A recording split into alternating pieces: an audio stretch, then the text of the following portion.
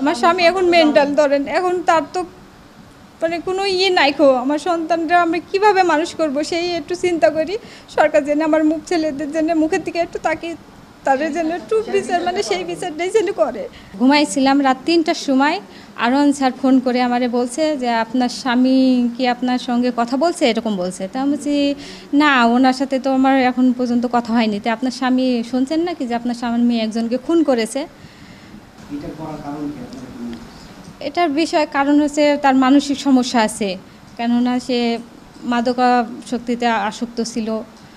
এখন সে নাই আমার জানা মতে, মাঝে মাঝে মাথার সমস্যা হয়।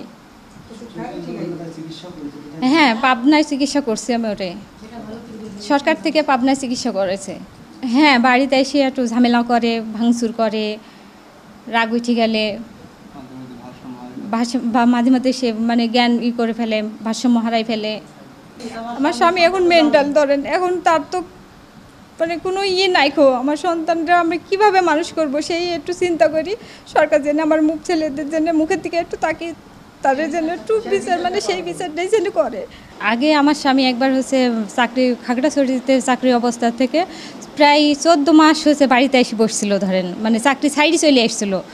আবার মাথার হচ্ছে ব্রেনের সমস্যা হয়েছিল, সেই জন্য চাকরি থেকে বাড়িতে আসার পর আমরা আবার মেন্টালি যখন বেশি আকারে খারাপ হয়ে গেল তখন পাবনায় আবার ভর্তি করে আসি।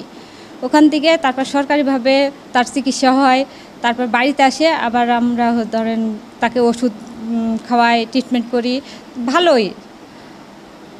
এখন কিভাবে হলো, আবার আমরা মনে করি যে সেই মেন্টালি আবার চাপটায় আসাতেই আমার স্বামী এরকম একটা খুন করে বসেছে।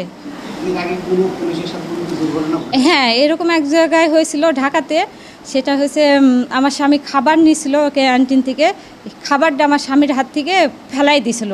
তাইতেও উনি হচ্ছে আমার স্বামী হচ্ছে তাকে একটা মানে মারার মতো করছিল। খাগড়াছড়ি থেকে পালাই এসেছিল, মাথার সমস্যার কারণে চলে আসছিল।